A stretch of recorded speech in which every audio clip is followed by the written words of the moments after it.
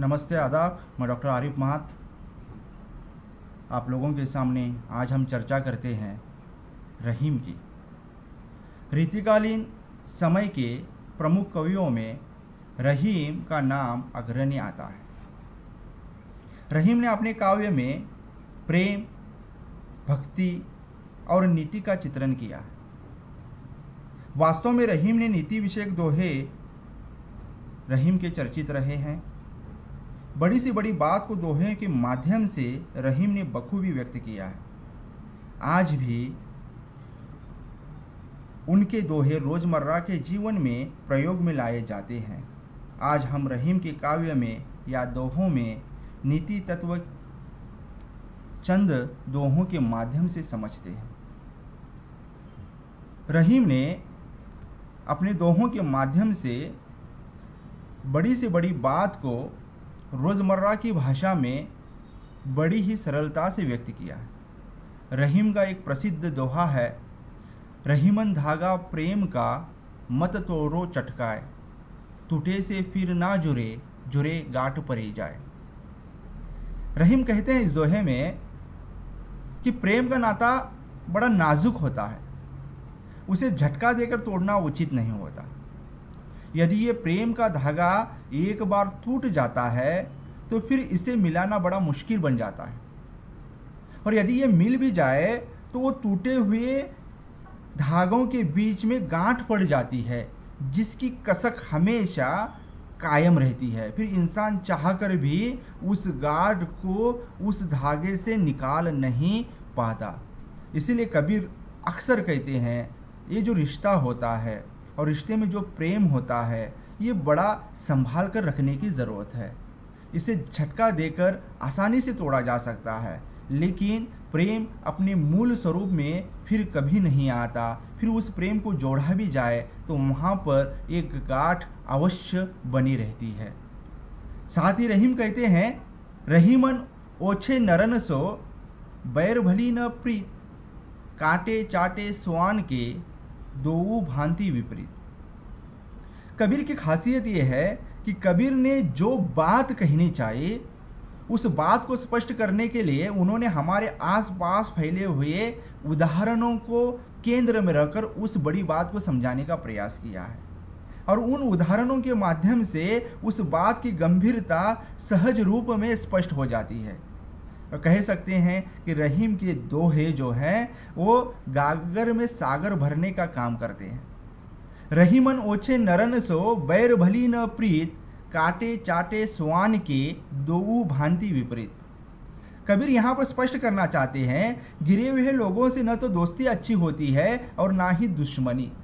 जैसे स्वान यानी कुत्ता अगर हमें चाटता है या काटता है, दोनों भी सूरत में ये हमारे लिए लाभदायी नहीं होता, अच्छा नहीं होता। उसी प्रकार से गिरे हुए लोगों से हमारी दोस्ती ना अच्छी होती है, ना ही दुश्मनी अच्छी होती है। कबीर का एक दोहा है जिसमें माफ़ कीजिए, रहीम का और एक दोहा है जिसमें रहीम कहते हैं, रहीमन देख बड़ेन को, लघु न दीजिए डारी, जहां काम आवे सुई, कहा करे तलवार। यहां पर रहीम एक सीख देना चाहते हैं कि मनुष्य के जीवन में जब बड़े लोग आते हैं तो वो छोटों को दरकिनार करता है, जबकि मनुष्य के जीवन में ये स्थिति बननी ही नहीं चाहिए, क्योंकि हर मनुष्य का अपना अपना स्थान जीवन में होता है। और इस बात को स्पष्ट करने के लिए वो कहते हैं कि जहां पर सुई काम आ सकती है वहां पर तलवार काम नहीं आता। तलवार का काम तलवार की जगह पर है, सुई का काम सुई की जगह है। इसीलिए बड़ों को देखकर छोटों को भगा नहीं देना चाहिए, क्योंकि जहां छोटे काम आते हैं वहां पर वो काम छोटे ही कर सकते हैं, वहां पर वो काम बड़े नहीं कर सकते। कितनी खूबसूरत बात को कबीर ने हमारे रोज़मर्रा के जीवन में इस्तेमाल की जाने वाली चीज़ों के माध्यम से स्पष्ट करने का प्रयास किया है। आगे रहीम कहते हैं, बिगड़ी बात बने नहीं, लाख करो किन कोय, रहीमन फाटे दूत को, मथे न माखन हो। एक बार कोई बात बिगड़ जाती है, वो बात फिर से वैसे नहीं हो सकती। मनुष्य को सोच समझकर व्यवहार करना चाहिए, क्योंकि किसी कारणवश बात बिगड़ जाती है। फिर उसे बनाना उतना आसान नहीं होता जिस प्रकार से फटे हुए दूध को कितना भी मथो उससे मक्खन नहीं निकाल सकता। एक बार दूध फट गया सो फट गया, फिर उससे हम मक्खन नहीं बना सकते। उसी प्रकार से मनुष्य को हर चीज सोच समझ कर करनी चाहिए। निर्णय का हर क्षण सोच समझ कर लेना चाहिए, क्योंकि एक बार निर्णय ले लिया फिर चाहे उससे निर्माण होने वाली परिस्थिति फिर चाहे इंसान चाह कर भी नहीं बदल सकता। आगे वो कहते हैं, समय पाए फल होता है, समय पाए झरी जात, सदा रहे नहीं एक सी का रहीम पछतात। कि जीवन में जो समय है वो एक जैसा नहीं रहता, समय बदलते रहता है। धूप के बाद छांव आती है, छांव के बाद धूप आती है, रात के बाद दिन आता है, दिन के बाद रात आती है। ये जो चक्र है बना रहता है।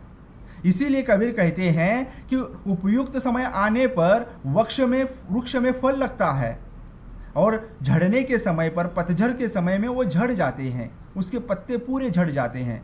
उसी प्रकार से सदा किसी एक अवस्था में कोई भी एक जैसा नहीं रहता। इसीलिए दुख के समय में पछताना व्यर्थ है।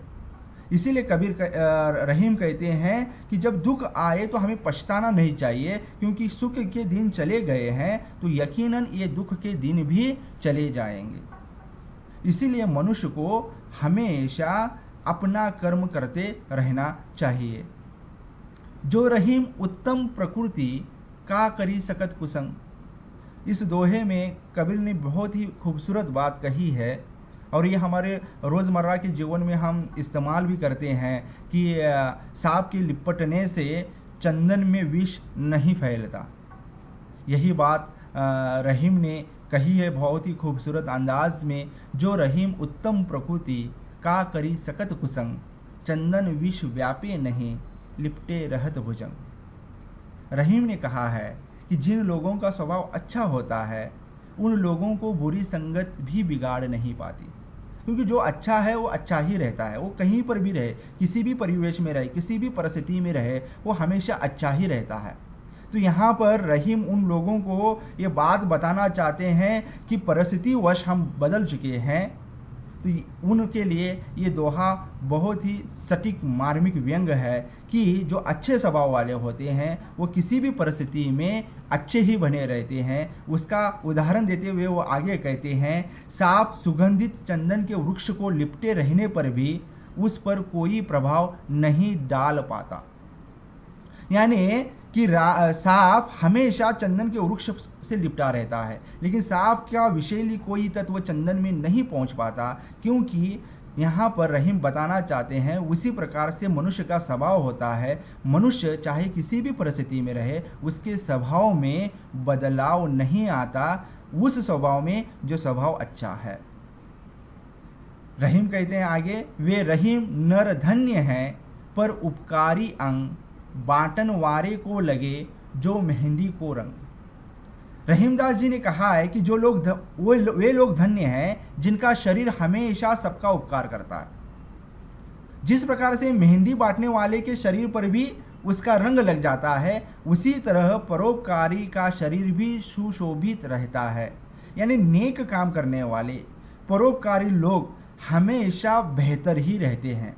कि जिस प्रकार से सुगंधित दुकान में जाने के बाद भले ही कुछ न खरीद ले, लेकिन वहाँ पर जाने के बाद में सुगंध का असर हमारे ऊपर पड़ा ही रहता है। जिस प्रकार से मेहंदी बांटने वाले के हाथ में मेहंदी लग ही जाती है, उसी प्रकार से अच्छा काम करने वाला, नेक काम करने वाला व्यक्ति हमेशा उसका अंग, उसका शरीर, उसका व्यक्ति सुशोभित ही रहता है। उसको अलग से उसका प्रयास करने की ज़रूरत नहीं रहती। इसलिए मनुष्य को हमेशा अच्छा, परोपकारी, नेक बने रहना चाहिए। आगे बड़े लोगों के बारे में वो कहते हैं, बड़ा हुआ तो क्या हुआ जैसे पेड़ खजूर, पंक्ति को छाया नहीं फल लागे अति दूर। यानी बड़े होने का मतलब यह नहीं है कि उसे किसी का भला ही होगा। हर बड़ा व्यक्ति कभी भलाई कर नहीं सकता या हर बड़ा व्यक्ति कभी भला हो नहीं सकता। जैसे खजूर का पेड़ तो बहुत बड़ा होता है, लेकिन उसका फल इतना दूर होता है कि उसे तोड़ना मुश्किल का काम बन जाता है। उसी प्रकार से हर बड़ा व्यक्ति जो है भला नहीं हो सकता। और यहाँ पर वो व्यंग भी किया गया है, बड़ा हुआ तो क्या हुआ, जैसे पेड़ खजूर। तो हमें पेड़ के खजूर के जैसे बड़ा नहीं होना है, हमें बड़ा ऐसा होना है कि हम किसी के भलाई के काम आ सके, किसी के काम आ सकेंगे, तभी वो बड़ा सार्थक रूप में बड़ा है। वरना हर बड़ा किसी का भला कर ही सकता है, ऐसा हो नहीं सकता। आगे रहीम अपने एक दोहे में कहते हैं कि बानी ऐसी बोली ये मन का आप आँख होए, औरन को शीतल करे आँख हु शीतल होए। अपने अंदर के अहंकार को निकाल कर ऐसी बात करनी चाहिए जिससे सुनकर दूसरों को और खुद को भी खुशी हो जाए, क्योंकि बहुत सारी समस्याओं की जड़ हमारी वाणी है। इसलिए कहते हैं ना कि जिसकी वाणी हो मधुर, हर मुश्किल काम उसके लिए आसान है, और जिसकी वाणी में है कठोरता, हर आसान काम भी उसके लिए मुश्किल बन जाता है। इसलिए यहाँ पर रहीम कहते हैं कि बानी ऐसी बोली ये मन का आप आँख होए, औरन को शीतल करे आप ही शीतल होए। तो वो सबसे पहले अपने आप को खुशी देगी, दूसरों को तो खुशी देगी ही देगी, लेकिन स्वयं उस व्यक्ति को भी खुशी देगी जो मधुर वाणी बोलेगा।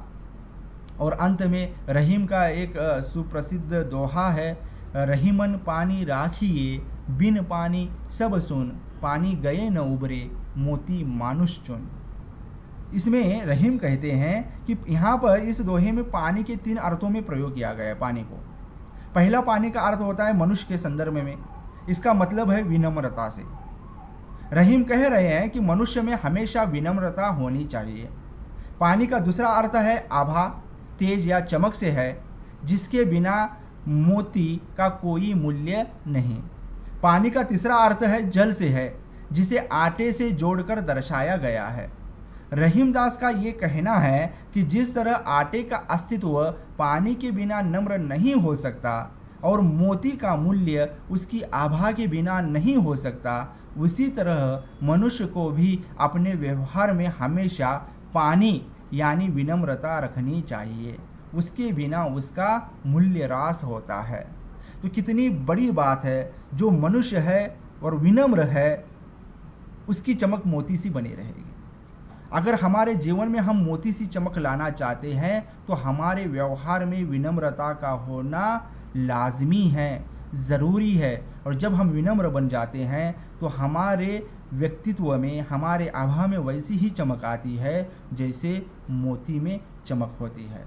तो रहीम के दोहे आज भी हम पढ़ते हैं और आज भी हम जानते हैं। उसका कारण यही है कि हमारे रोज़मर्रा के जीवन में प्रचलित भाषा का प्रयोग कर उन्होंने बहुत बड़ी बातों को चंद शब्दों में समेटने का काम किया है।